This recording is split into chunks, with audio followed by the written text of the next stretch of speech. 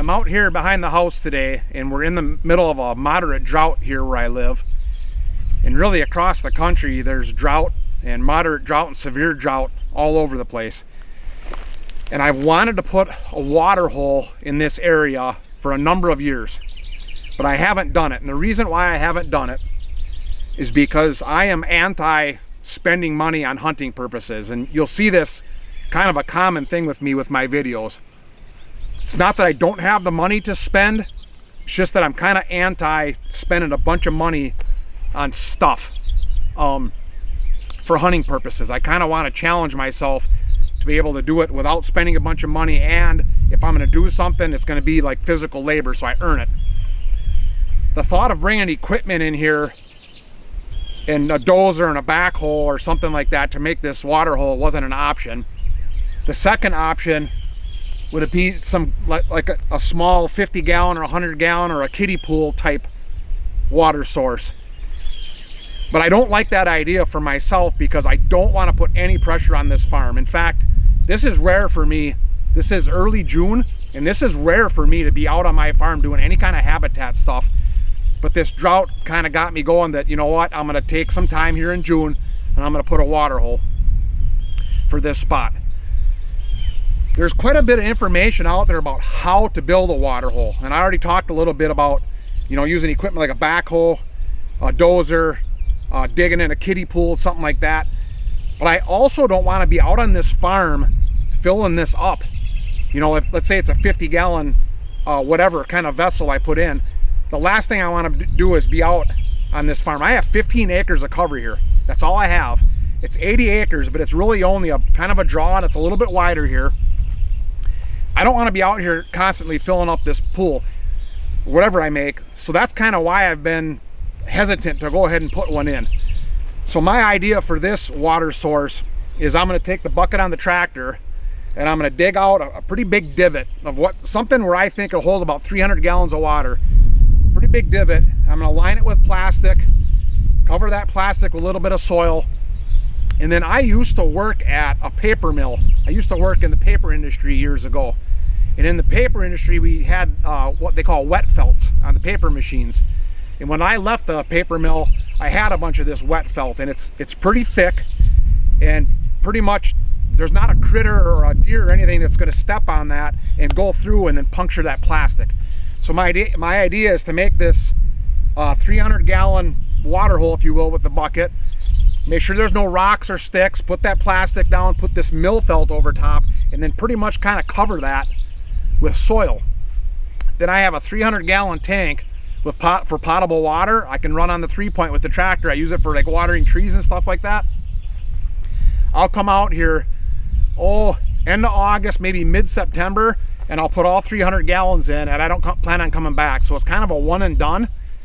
And my thought process is every year, I shouldn't say every year because I don't like using words like every or never, but it seems like most years there's a dry spell, especially in October, late September, October, where you get 2 weeks or maybe 10 days or 20 days of hot weather, no rain, and the water sources for the deer kind of dry up. So a water hole in that instance would really be a good addition to this farm. I put in water holes before, and the key with making a water hole work is its location. So you'll see a lot of YouTube videos and details about how to build a water hole. You got to put a stick in it so that critters can drink and then get back out, and there's all these details, and that's all good stuff. I'm not saying that's wrong. But the key to a successful water hole is location. And you need to plan out, in my opinion, a successful water hole for a south wind. It seems like when you get that 10-day or 14 hot, dry spell during hunting season, it's always accompanied with a south wind. Southeast, southwest, south wind. So I want to plan out my water hole for a south wind. I don't know if you can see that behind me, but that's a ladder stand back up behind the tractor. That's what Amy and I call the north fence jump. So it's on the north end of our property. My access is from the north, but we hunt it with a south wind. So I'm going to put this water hole out over here, and I'm guessing that's going to be about a 20-yard shot. So this is already a good spot. There's a ditch crossing here, There's a fence jump here, two of my favorite methods for taking big whitetails. I'm gonna add a water source, which is like one more attractive feature. So I'll have 3 features here to bring them in range. But that's the key, and that's really what I wanted to talk about in this video, is when you're planning a water hole, in my opinion, I don't care where they're drinking in July and August. It doesn't really matter to me. If I'm setting this up as a way to bring deer in range to kill a buck, I want to set it up for a south wind so that I can hunt this water source when it's the most attractive, and that's during a drought or a hot period or very little precipitation, which normally accompanies a south wind. So I'm gonna get at it. It's in the 90s today, so I don't know if I'll finish this today, but I'm gonna start. I'll keep the camera rolling and turn it over here. And then I might actually go back in the studio, which is my basement, and I've gotten some feedback on these Google Maps videos that I do, kind of explaining it on an aerial, and I'll probably incorporate that in the video as well, so you can see what my access is, how I cross a fence, get into this ladder stand behind me, and everything will be in front of me, including that water hole. So let's get at it. So here we are. That's pretty much what I wanted. Stand is right there, 15-yard chip shot. And all I did was I scraped this out and made a bank, and now I'll line with this with plastic. This is more than 300 gallons, but that's okay. I'm gonna put 300 gallons in it. Maybe I'll make 2 trips with the tractor, but it's gonna be a one and done as far as one day. So I might fill it up twice, put 600 gallons in, but that's it. I got a root to pull, but we'll see how it goes. If it fails, I'll let you know. But my idea with the plastic and the milfoil over top should be big enough where I'm not having to come back in here constantly to fill it up. So I don't know if I'll finish today. I'm gonna try, but it's, like I said, it's hot, so we'll see.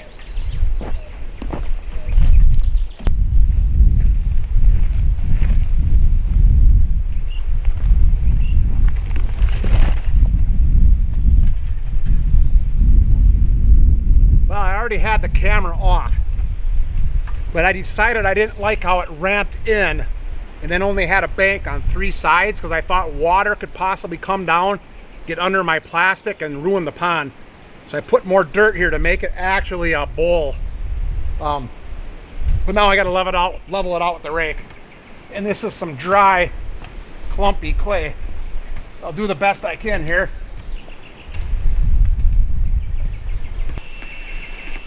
Wanted to run this on fast forward because this actually took a couple hours. I'm just trying to pack down the sides and make it smaller. I want it to be a bowl.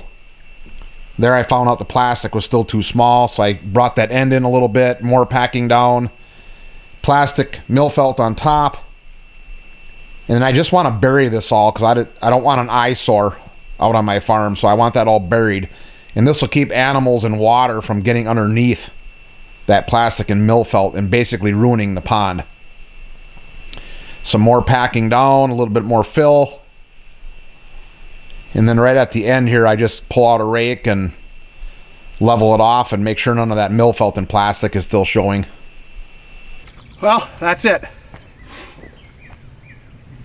I ended up coming back and making it smaller, as you can see, because the plastic I had and that paper milfelt was too small. When I originally dug it out, it was a lot bigger than what I actually thought it would be. So I pulled the sides in a little bit from both sides, and it's about 12 by 8 and probably about 2.5 feet deep. So I don't know, do the math on that, but I'm just looking at that and I'm saying 300 gallons, 350, 400. It's gonna hold a lot of water, which was the goal. So I'm just gonna give you a behind the camera here.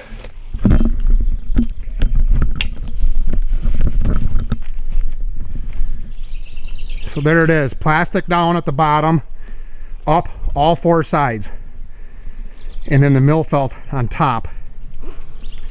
And then the banks are a little bit higher than surrounding, so water can't like funnel underneath the plastic and ruin it. And I realize that over time it'll get filled in with leaves and whatever, but if I can get 15 years out of this, I mean, come on. pretty cheap. That tractor does a handy job. It's also on a little bit of a hill. So what I did is, you probably can't see, but right along this edge, I kind of made a low spot, kind of a ditch. So if anything comes off the hill, it runs around the pond, not up to it, ends up getting underneath that plastic. So there you have it. What makes this pond successful, I have a lot of confidence in it. What's going to make it successful is it's set up for a south wind. I got a ladder stand right here that Amy and I both hunt out of. It's a chip shot, about 12 yards. Ditch crossing right here, fence jump over there, destination food this way, and I can hear it thundering. That's good news. Hopefully we'll get some rain yet tonight.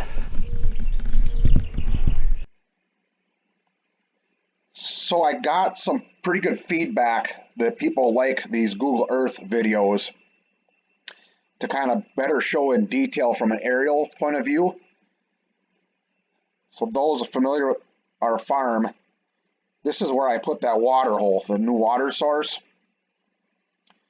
This yellow strip right here is a cattle fence opening, so the deer will typically come through this way.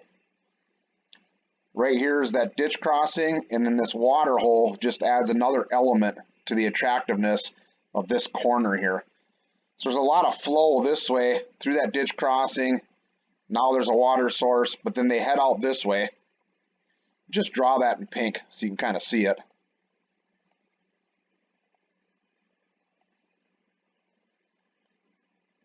So they'll cross where the fence is down, come through that ditch crossing. Hopefully that water adds an attraction, and then they head out this way. A lot of times they'll go back down in this bottom. And then there's destination food.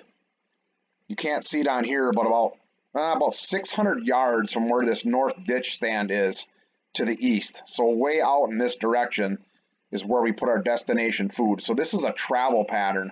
We're not really hunting a food source here, at least not during the archery season. If I back out just a little bit more, you can see our access is from the north through cow pasture.